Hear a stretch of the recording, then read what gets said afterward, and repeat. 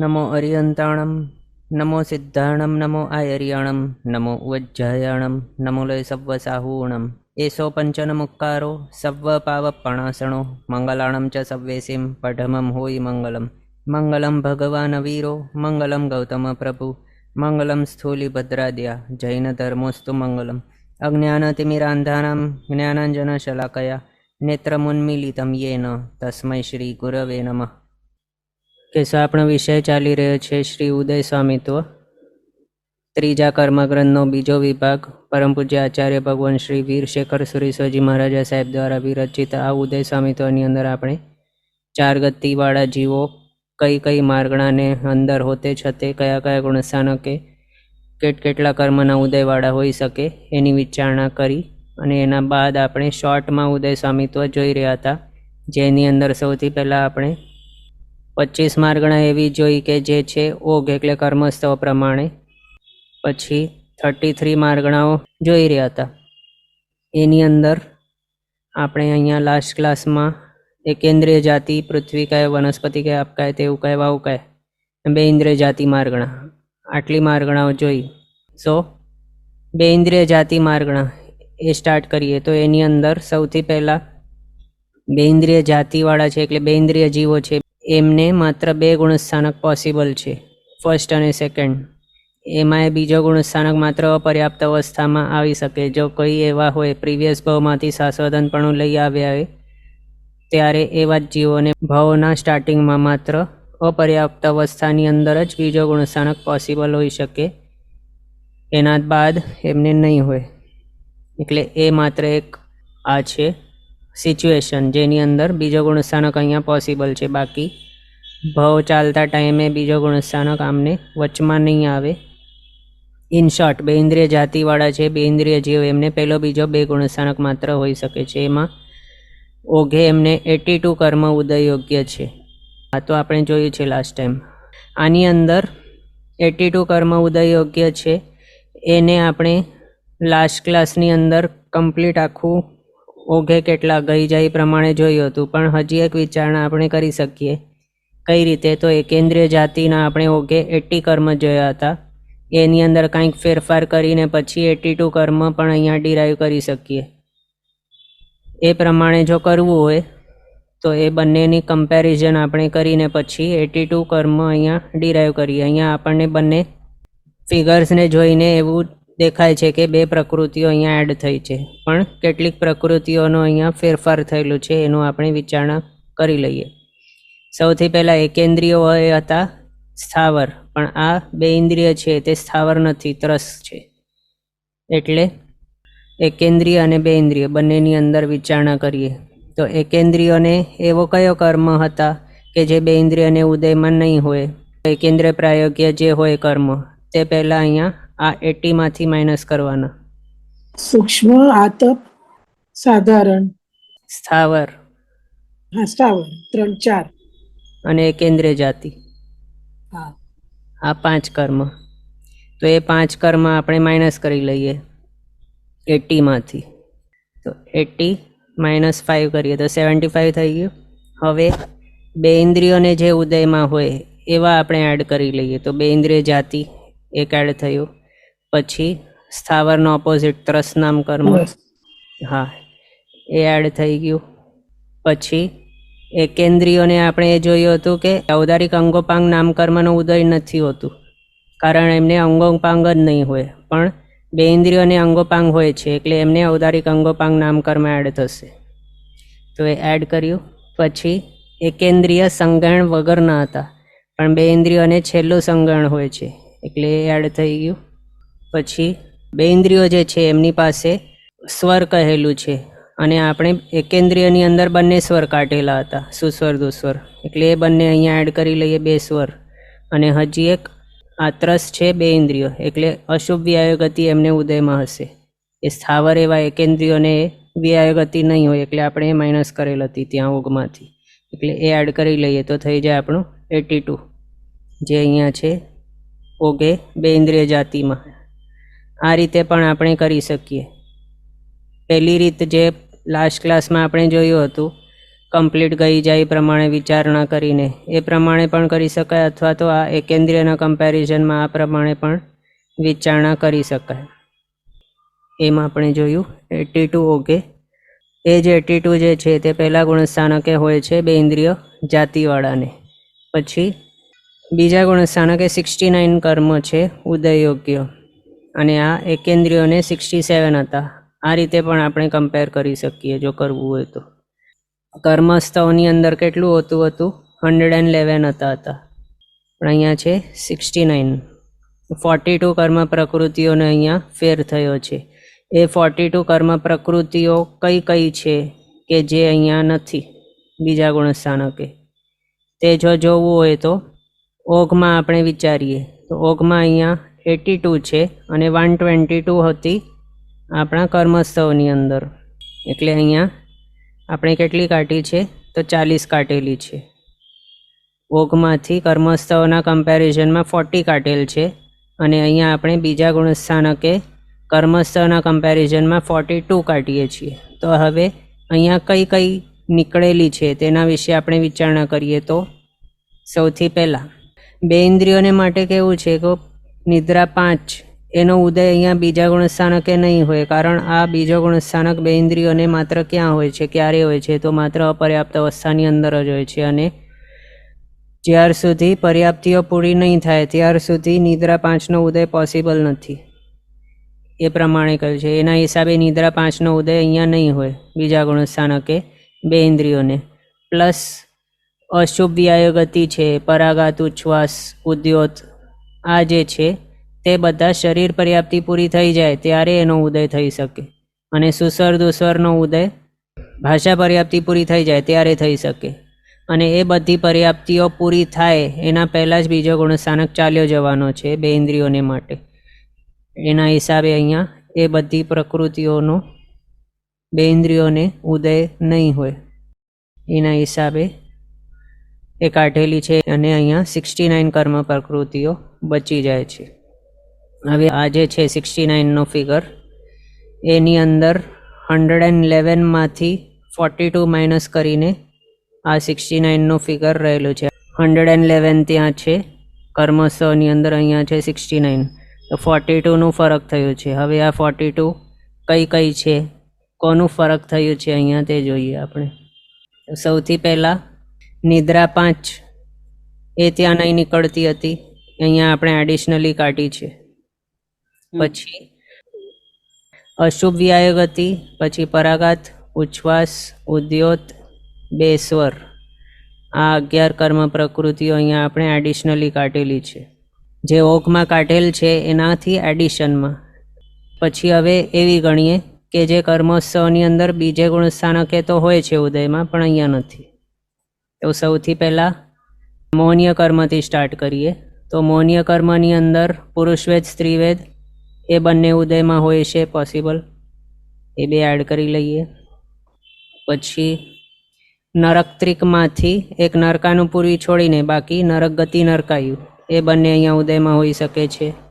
પછી મનુષ્ય ત્રિક એ ઉદયમાં પોસિબલ છે બીજા ગુણસ્થાને કર્મસ્થવમાં.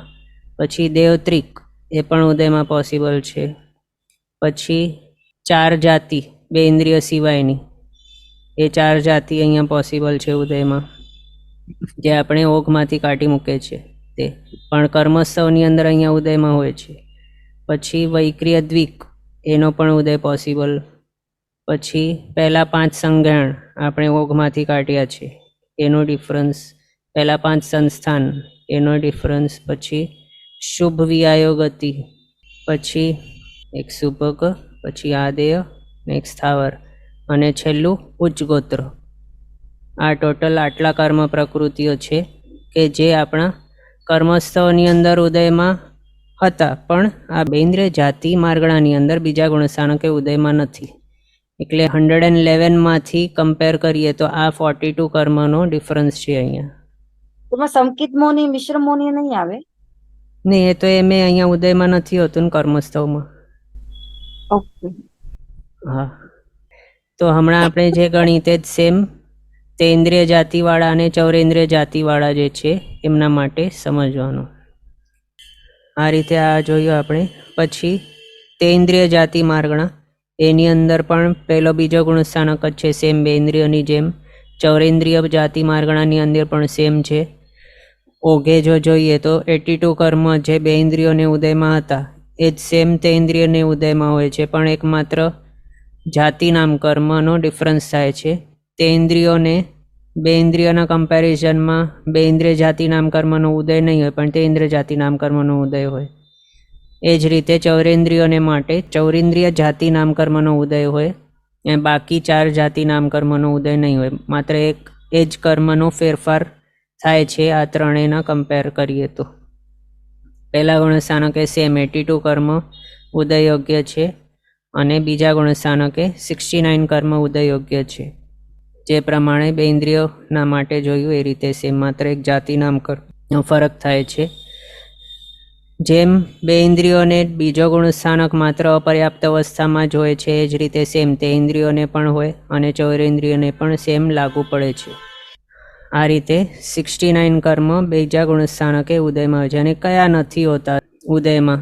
આગળ આપણે એ ગણ્યું કે કર્મસ્થળના કમ્પેરિઝનમાં અહીંયા કયા કર્મ નથી ઉદય યોગ્ય, એવા 42 કર્મ આપણે ગણ્યા. હવે એવા કર્મ અહીંયા ગણીએ કે જે ટોટલ ઉદય યોગ્ય જેટલા કર્મ છે, ગુણસ્થાનક વાઇઝ નહીં પણ ટોટલ 122 કર્મ ઉદય યોગ્ય છે, જે એનામાંથી કયા કયા કર્મો બીજા ગુણસ્થાનકે ઉદયમાં નથી એમ ગણીએ. તો સૌથી પહેલાં ઓઘમાંથી જે પણ કાઢ્યા છે, કેટલા કાઢ્યા હતા આપણે? 40 કાઢ્યા હતા. એ 40 આપણે અહીંયા 53. હા બરાબર છે. 40 આપણે ઓઘમાં કાઢ્યા હતા અને અહીંયા 13 કાઢ્યા છે, એટલે 53 માઇનસ થાય છે. તો સૌથી પહેલાં આપણે ઓઘમાંથી જે કાઢ્યા હતા એ વિચારણા કરી લઈએ. 40નું મોહનીય કર્મમાંથી આપણે 4 મોહનીય કાઢ્યા હતા, પુરુષવેદ, સ્ત્રીવેદ, સમકિત મોહનીય, મિશ્ર મોહનીય, 4 મોહનીય કર્મ. પછી આયુષ્ય કર્મ વિચારીએ તો આયુષ્ય કર્મની અંદર 3 આયુષ્ય કર્મ કાઢ્યા, દેવાયુ, નરકાયુ અને મનુષ્ય આયુષ્ય, એ 3 આયુષ્ય કાઢ્યા. ગોત્ર કર્મમાં જોઈએ તો એક ઉચ્ચ ગોત્ર કર્મ કાઢ્યો. પછી નામકર્મના બધી હવે વિચારણા છે. તો નામકર્મમાં આપણે ગઈ જાય પ્રમાણે વિચારીએ તો સૌથી પહેલાં ગતિ, તો તૈર્યંચ ગતિના સિવાયની બાકીની 3 ગતિ નામકર્મ. ગતિ 4 જાતિ કાઢવાની દરેક. હા, 3 ગતિ નીકળી ગઈ. 4 જાતિ, જો બે ઇન્દ્રિય હોય તો બે ઇન્દ્રિય સિવાયની 4, તે ઇન્દ્રિય હોય તો તે ઇન્દ્રિય સિવાયની 4, ચૌરેન્દ્રિય હોય તો ચૌરેન્દ્રિય સિવાયની 4. પછી શરીર, હા તો નીકળી જશે. હા, ઔદારિક કાર્મણ થઈ જશે. આ 3 છોડીને કયા? આહારક અને વૈક્રિય, એ 2 શરીર નામ બે અંગોપાંગ જશે, એક રહેશે. એ 2 અંગોપાંગ, વૈક્રિય અંગોપાંગ અને આહારક અંગોપાંગ નામ કર્મ, એ 2 કાઢ્યા. પછી સંગયણ, તો સંગયણ ફર્સ્ટ 5 સંગયણ કાઢ્યા, 3ને છેવટું સંગયણ હોય છે, એટલે 5 સંગયણ. સંસ્થાન પણ છેલ્લું એમને હોય છે હુંડક, બાકીના 5 કાઢી મૂક્યા. વર્ણ, ગંધ, રસ, ફાસ એ તો હોય છે ઉદયમાં. પછી આનુપૂર્વી, તો આનુપૂર્વી, તિર્યંચ આનુપૂર્વી સિવાયની બાકીની 3 કાઢી મૂકવાની. પછી વિયાયોગતિ, શુભ વિયાયોગતિ કાઢી મૂકવાની. પછી પ્રત્યેક પ્રકૃતિઓમાં જોઈએ તો સૌથી પહેલાં અમને આતપ નામ કર્મનો ઉદય નહીં હોય, પછી જીન નામનો ઉદય નહીં હોય. ઉદ્યોત, પરાઘાત, હા અહીંયા બીજા ગુણસ્થાનકને વિચારીએ તો એ પણ નીકળી જાય છે. પરાઘાત, ઉદ્યોત, આ બંને પણ, અને ઉચ્છ્વાસ પણ નીકળી જાય છે. 3 હજી, એટલે ટોટલ કેટલી? 5 પ્રત્યેક પ્રકૃતિઓ નીકળે છે. આતપ, ઉદ્યોત, ચિન્નામ, પરાઘાત, ઉચ્છ્વાસ, આટલા એ પ્રત્યેક પ્રકૃતિઓ નીકળી ગઈ. પછી ત્રસ દશક, એનામાંથી વિચારણા કરીએ તો આમને સુભગ, આદેય અને સુસ્વર, બીજા ગુણસ્થાનકે એનો ઉદય નહીં હોય, એટલે એ 3 કાઢ્યા. પછી સ્થાવર દશકમાંથી વિચારીએ તો સ્થાવર આવ્યું, સૂક્ષ્મ, સાધારણ, અપર્યાપ્ત, એટલે સ્થાવર ચતુષ્ક આખું નીકળી ગયું. પણ અપર્યાપ્ત આમાં બીજા ગુણસ્થાનક કે નહીં હોય? હા, આપણે બીજાનું વિચારણા કરીએ છીએ. તો બીજા ગુણસ્થાનક તો હજી અપર્યાપ્ત જ હોય છે ને, સાસ્વાદન સંકેતની અપેક્ષાએ તો. છ આવલિકામાં તો હજી અપર્યાપ્ત જ હોય છે. અપર્યાપ્ત ભલે હોય છે પણ લબ્ધિ અપર્યાપ્ત નથી. હા હા હા, કરણ અપર્યાપ્ત છે. હા, બરાબર. તો એટલે સ્થાવર, સૂક્ષ્મ, સાધારણ અને અપર્યાપ્ત એ 4 સ્થાવર દર્શકમાંથી કાઢ્યા અને હજી એક દુસ્વર એ પણ કાઢ્યું. પછી મૌન્ય કર્મનામાંથી આપણે 4 જ ગણ્યા ત્યારે સ્ત્રીવેદ, પુરુષવેદ, સંકેત મૌન્ય, મિશ્ર મૌન્ય. મિથ્યાત્વ મૌન્ય ગણવાનું બાકી રહી ગયું, એ એક મૌન્ય કર્મ હજી એડ કરી લો. પછી એ સ્થાવર દર્શક થઈ ગયા. હવે અશુભ વ્યાયોગતિ બાકી રહી. અનુપૂર્વી તો હોય ઉદયમાં, એક જ હોય ને 3. હા એ પહેલા માઇનસ કરી લીધી આપણે. ઓકે, ઓગમાં. હા, આ એક હમણાં કયું માઇનસ કર્યું? અશુભ વ્યાયોગતિ. ત્યારે આપણે માત્ર શુભ વ્યાયોગતિ માઇનસ કરેલ હતી, હમણાં ગઈ જાય તરીકે કરતા હતા ત્યારે. તો બીજા ગુણસ્થાનકની અપેક્ષાએ અશુભ વ્યાયોગતિ પણ નીકળી જશે. પછી નિદ્રા 5 નીકળશે દર્શનાવર્ણીય કર્મ. એટલે આ રીતે ટોટલ 53.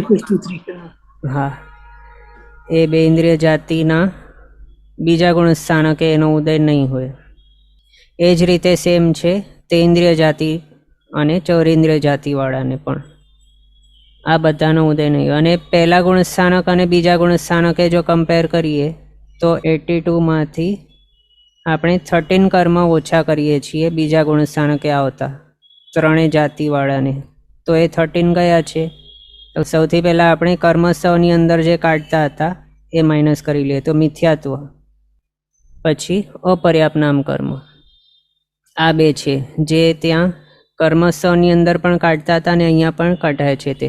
બાકીના જે પણ છે કયા તો આતપ, સૂક્ષ્મત્રિક અને નરકાનુપુરી એ બધા ઓગમાંથી જ કાઢી મુકાયા છે. એટલે અહીંયા આપણે એને નથી લખતા પાછા. તો 2 અહીંયા માઇનસ કરી. કઈ સૌથી પહેલાં મિથ્યાત્વ અને અપર્યાપ્ત જે કર્મસ્થળની અંદર એ કઢાતા હતા અને અહીંયા પણ કાઢવાનું છે પહેલા અને બીજાને કમ્પેર કરતા. એડિશનલી કયા છે તો નિદ્રા 5, પછી અશુભ વ્યાયોગતિ, પરાગાત, ઉચ્છ્વાસ, ઉદ્યોત, 2 સ્વર, ટોટલ 13 કર્મો. એનો ડિફરન્સ છે પહેલા અને બીજામાં, અથવા તો પહેલાના અંતે બીજે આ 13 કર્મનો ઉદય નહીં હોય. 2 ઇન્દ્રિય જાતિ હોય તે ઇન્દ્રિય જાતિ, ચૌરેન્દ્રિય જાતિ માર્ગણાની અંદર બીજા ગુણસ્થાનકે. તો આ રીતે આપણે ચૌરેન્દ્રિય જાતિ માર્ગણા સુધી જોયું. હવે નેક્સ્ટ કર્મણ કાયોગ માર્ગણા જોઈએ. એની અંદર પહેલાં તો કર્મણ કાયોગ ક્યારે ક્યારે હોય છે, કઈ સિચ્યુએશનની અંદર, એ વિચારણા કરીને એના ગુણસ્થાનક આપણે ડિસાઈડ કરીએ. તો ભાવ બદલતા ટાઈમે હોય છે કર્મણ કાયોગ. એમાં ભાવ બદલતા ટાઈમે કયા કયા ગુણસ્થાનક હોઈ શકે છે? એવા ગુણસ્થાનક કે જે નેક્સ્ટ ભાવમાં લઈ જઈ શકે એવા જ. અને એવા કયા છે તો પહેલો, બીજો, ચોથો, આ 3 ગુણસ્થાનક છે. એટલે આ 3 ગુણસ્થાનક આવી ગયા, પહેલો, બીજો, ચોથો ગુણસ્થાનક. પછી કેવલી સમુદ્ગાત વખતે પણ કર્મણ કાયોગ હોય છે. 8 સમયનો જે કેવલી સમુદ્ગાત થાય છે એની અંદર કર્મણ કાયોગ વચમાં આવે છે. કેવલી સમુદ્ગાત 13મા ગુણસ્થાનકે હોતે છતે કરાતું હોય છે. એટલે 13મો ગુણસ્થાનક પણ અહીંયા એડ થઈ જશે કર્મણ કાયોગ માર્ગણાની અંદર. કર્મણ કાયોગ ક્યારે ક્યારે હોય છે તે આપણે જોયું. અને એની અંદર ભાવ બદલતા ટાઈમે આવતું હોય છે અને ઉત્પત્તિના પહેલા સમયે પણ કર્મણ કાયોગ હોય છે. અને બીજા સમયથી કરીને ઔદારિક મિશ્ર હોય કે વૈક્ર્ય મિશ્ર જે પણ એ હશે. એટલે કાટકોના લેટર ટાઈમે અને ભાવના ફર્સ્ટ સમયે કર્મણ કાયોગ હોય છે જીવને. એના હિસાબે પહેલો, બીજો, ચોથો અને 13મો આ 4 ગુણસ્થાનક હોય છે પોસિબલ. હવે આની અંદર વિચારીએ ઓઘમાંથી કયા કયા કર્મ કાઢવાના.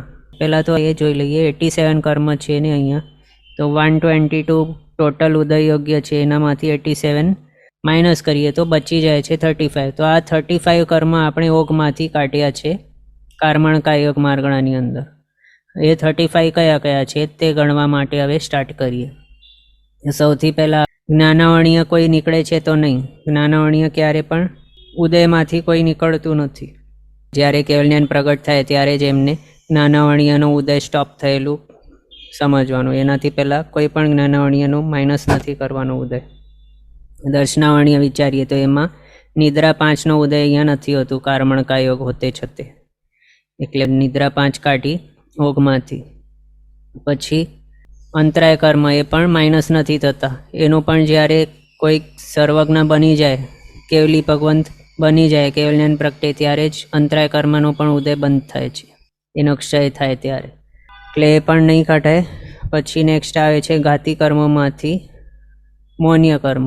તો મૌન્ય કર્મ જોઈએ તો અહીંયા કયા કયા ગુણસ્થાનક છે? તો પહેલો, બીજો, ચોથો, 13મો. તો ત્રીજો ગુણસ્થાનક નથી. પહેલા ગુણસ્થાનકે મિથ્યાત્વ મૌન્યનો ઉદય હોય, ચોથે ગુણસ્થાનકે સંકિત મૌન્યનો ઉદય પોસિબલ છે. એટલે એ બે મૌન્ય રહેશે. પણ મિશ્ર મૌન્ય ત્રીજા ગુણસ્થાનકે જે ઉદયમાં હોય છે તે અહીંયા ગુણસ્થાનક જ નથી, એટલે એ કાઢવાનું. અહીંયા મિશ્ર મૌન્ય કાઢ્યું ઓગમાંથી. એ થઈ ગયું મૌન્ય કર્મનું. હવે બીજી કોઈ પણ કશાય બધા ઉદયમાં હોય છે, નો કશાય, વેદ વગેરે બધા ઉદયમાં પોસિબલ છે. એટલે એ બધા 13મા ગુણ ની અપેક્ષા અલગ નહીં આવે? આપણે ઓઘની વિચારણા કરીએ છીએ ને હમણાં, તો એમાં બધાનું મળીને આવે. એટલે કેવું છે ઓઘમાં, એ પર્ટિક્યુલર માર્ગણાની અંદર મેક્ઝિમમ પોસિબલ કર્મ પ્રકૃતિઓ કઈ કઈ ઉદયમાં હોઈ શકે એ બધી અહીંયા આપણે ગણવાની ઓઘમાં. એટલે એના હિસાબે આપણે જોઈ રહ્યા છીએ.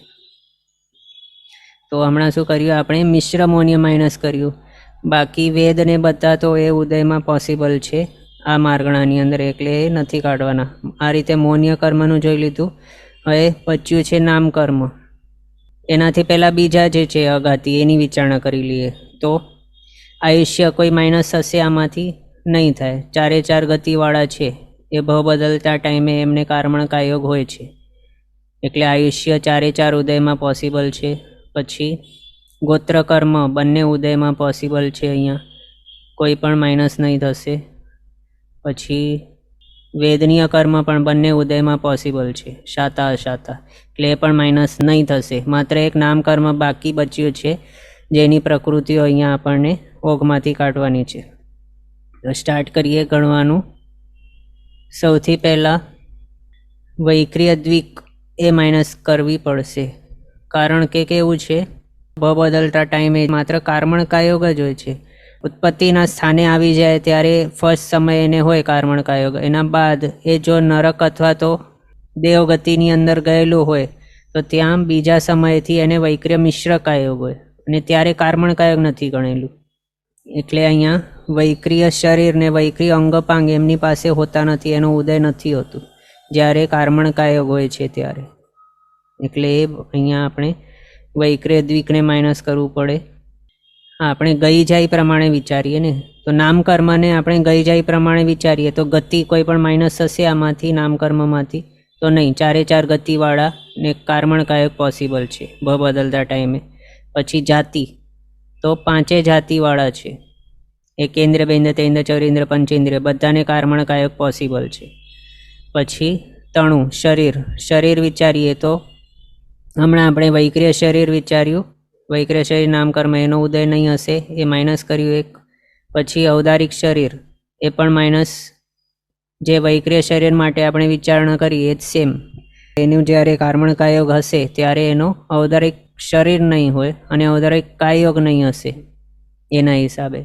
વૈક્રિય અને ઔદારિક બંને માટે સેમ રીઝન છે, પણ આહારક શરીરને માટે કેવું છે, 6ઠ્ઠા ગુણસ્થાનકે એનો ઉદયમાં હોઈ શકે, પણ આ કારમણ કાયોગ 6ઠ્ઠે ગુણસ્થાનકે નથી, એટલે ત્યાં આહારક શરીર, આહારક અંગોપાંગ બંનેનો ઉદય પોસિબલ નહીં હોય, એટલે એ માઇનસ કર્યું. અને અંગોપાંગનો વિશે વિચારણા કરીએ તો વૈક્રિય અને ઔદારિક શરીર આપણે માઇનસ કરીએ, અંગોપાંગ બાકી છે, તો ઔદારિક અને વૈક્રિય અંગોપાંગ એ બે માઇનસ કર્યા. ટોટલ આટલી આપણે ગણી છે, હજી 23 ગણવાની બાકી છે, તે જોતા જઈએ. હવે સંગણ જો વિચારણા કરીએ તો હમણાં જે ઔદારિક શરીરવાળા હોય એને જ 6 સંગણની વિચારણા કરેલી છે. ઔદારિક શરીર જ નથી તો સંગણ ક્યાંથી હશે, એટલે 6 સંગણ અહીંયા નહીં હોય. પછી સંસ્થાન વિચારીએ તો શરીર હજી છે નહીં એની પાસે, એટલે સંસ્થાન પણ એને નહીં હશે, 6 સંસ્થાન માઇનસ. પછી 13મા ગુણસ્થાનકની અપેક્ષા તો ત્યાં ભલે ઔદારિક શરીર છે એની પાસે, પણ ત્યાં કેવલી સમુદ્ગાત કરતા ટાઈમે એ શરીરમાંથી આત્મપ્રદેશો નીકળીને આખા 14 રાજલોકની અંદર ફેલાઈ જાય છે. પણ સંઠાણ તો રહે જ છે ને. સંસ્થાન રહે છે પણ ત્યાં મુખ્યપણે એનું કર્મણ તેજસ શરીર આવી જાય છે મુખ્યતાની, અને ઔદારિક શરીરની ત્યારે કંઈ પ્રવૃત્તિ હોતી નથી, એટલે મુખ્યતાની અપેક્ષાએ તે ઔદારિક શરીરની પછી ગણતરી નહીં કરવામાં આવે. બરાબર. હા, એ જોયું. 6 સંસ્થાન એ માઇનસ કર્યા. પછી વિઆયોગતિ બંને શરીર રિલેટેડ છે, વિઆયોગતિ એટલે એ પણ અહીંયા માઇનસ કરી લેવાની. શરીર નથી એટલે વિઆયોગતિ પણ નથી. ભાષા પણ શરીર રિલેટેડ છે, એ શરીર નથી એટલે સુસ્વર અને દુસ્વર બંને નથી. પછી શરીર રિલેટેડ એવા આતપ અને ઉદ્યોત એ પણ નહીં હોય. પછી ઉપઘાત પરાઘાત એ પણ શરીર રિલેટેડ છે, શરીર હોય ત્યારે જ આ બંનેનો ઉદય પોસિબલ છે એટલે એ પણ માઇનસ કરી લીધા. ઉચ્છ્વાસ માઇનસ કરવાનું, સાધારણ અને પ્રત્યેક. ઉચ્છ્વાસ, સાધારણ અને પ્રત્યેક. આ રીતે આપણે ગણી ટોટલ કર્મ પ્રકૃતિઓ 35. તો આ 35 કર્મ પ્રકૃતિઓ અહીંયા ઓઘમાંથી નીકળેલી છે કર્મણ કાયોગ માર્ગણાની અંદર. એ કાઢી મૂકીએ ત્યારે 87 કર્મ ઉદય યોગ્ય છે. ઓકે, પછી પહેલા ગુણસ્થાનકે જોઈએ તો 2 કર્મ પ્રકૃતિઓ અહીંયા ઉદયમાં પોસિબલ નથી. કઈ કઈ?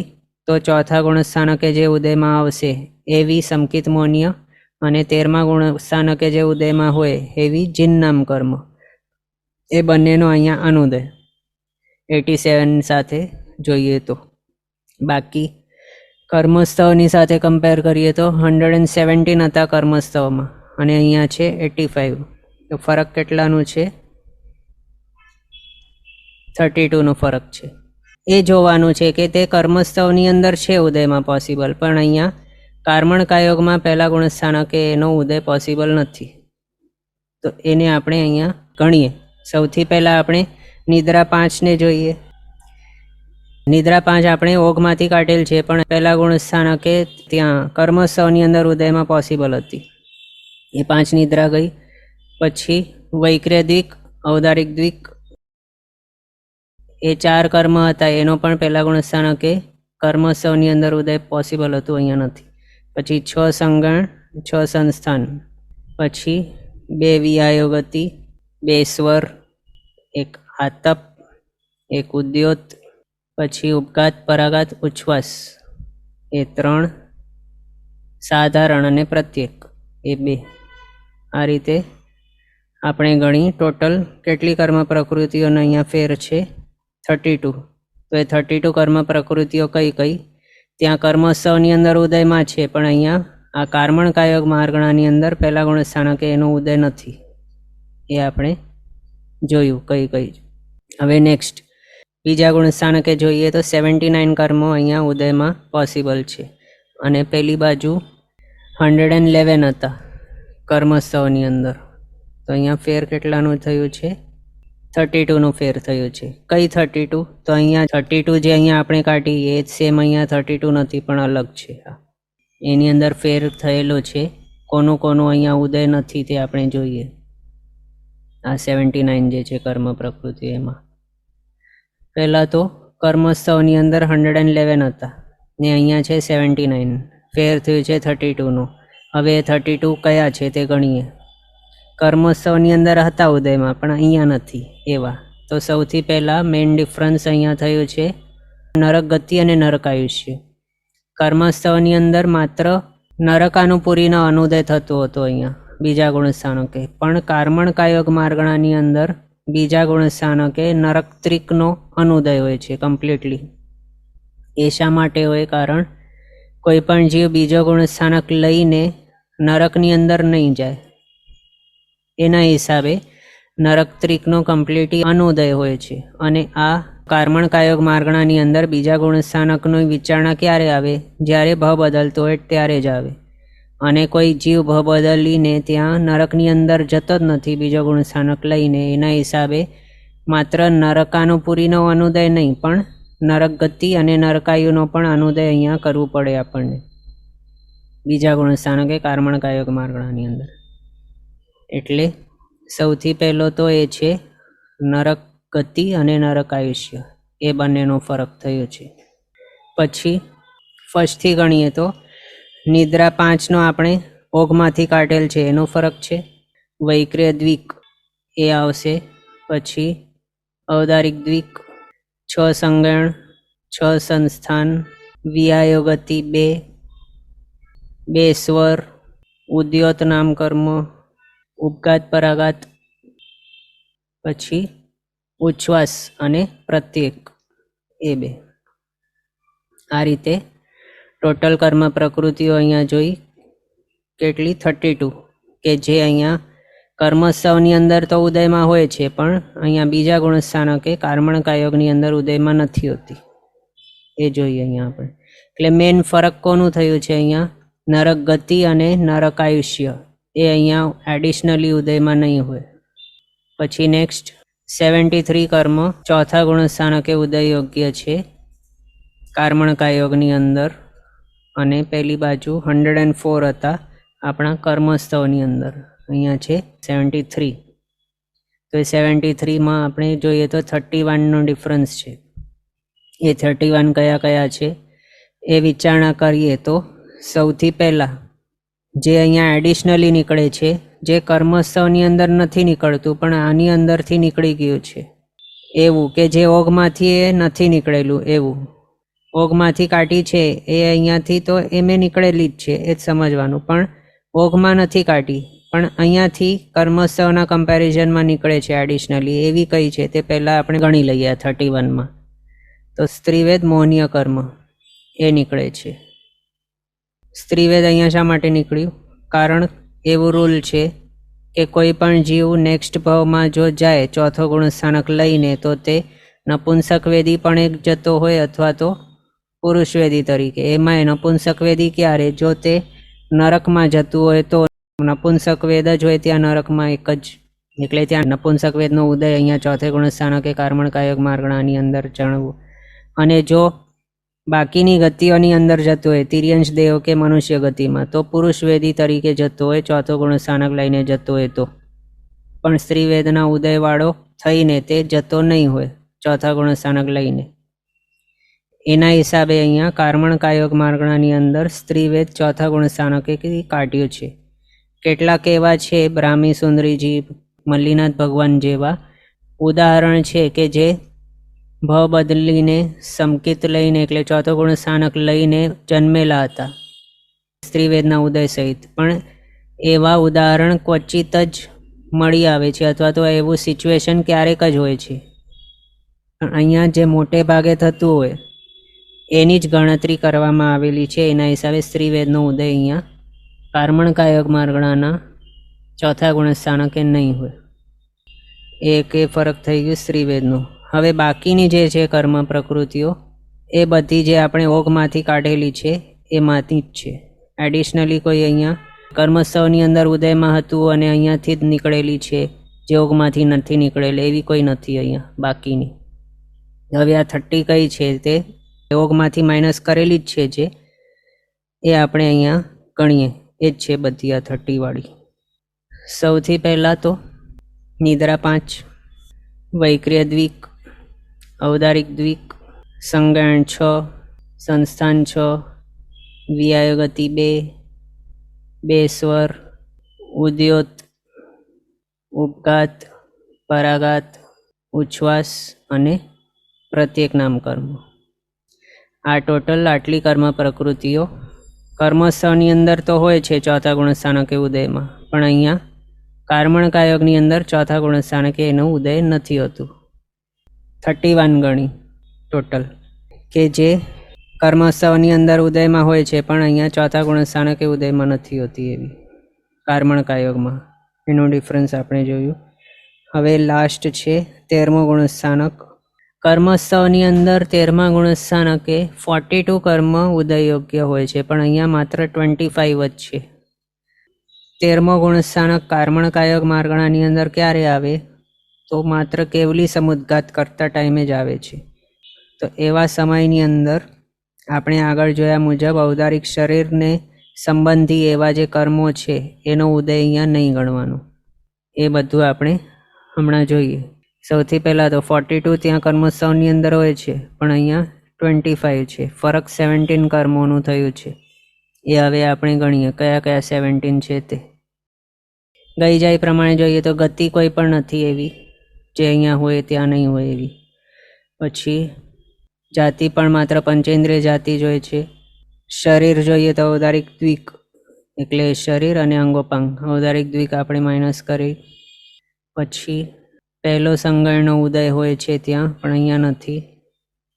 પછી સંસ્થાન 6 હોય છે ત્યાં, પણ અહીંયા નથી. પછી વિયાયો ગતિ દ્વિકનો ઉદય ત્યાં પોસિબલ છે, પણ અહીંયા નથી. પછી સુસ્વર દુસ્વરનો ઉદય ત્યાં પોસિબલ છે, પણ અહીંયા નથી. પછી પ્રત્યેક નામકર્મ એ ત્યાં હોય છે, પણ અહીંયા નથી. પછી ઉપઘાત પરાઘાત ઉચ્છ્વાસ એ 3 એનો ઉદય ત્યાં હોય છે, પણ અહીંયા નથી. એટલે આ રીતે ટોટલ આપણે જોયા કેટલી કર્મ પ્રકૃતિઓનો ફેર થયો છે તે 17 કર્મ પ્રકૃતિઓનો ફેર થયો છે. કર્મોત્સવની અંદર 42 ઉદય યોગ્ય હોય છે અને અહીંયા છે માત્ર 25. આ રીતે આપણે કાર્મણ કાયોગ માર્ગણાને વિશે વિચારણા જોઈ કઈ રીતે છે નામકર્મ, મોહનીય કર્મ, દર્શનાવણીય કર્મની. હવે આજનો સમય અહીંયા આપણો થયો છે. આગળના પદાર્થ આપણે નેક્સ્ટ ક્લાસમાં કન્ટિન્યુ કરશું અવસરે. જીનાજ્ઞા વિરુદ્ધ કંઈ પણ બોલાય તો મિચ્છામિ દુક્કડમ. સર્વમંગલ માંગલ્યમ સર્વકલ્યાણકારણમ પ્રધાનમ સર્વધર્માણમ જૈનમ જયતિ શાસનમ. પ્રણામ. બધા શાતામાં રહેજો, જીનાજ્ઞાપૂર્વકનું જીવન જીવજો, સર્વવીરતી તરફ આગળ વધજો અને મનુષ્ય ભાવ સફળ કરજો.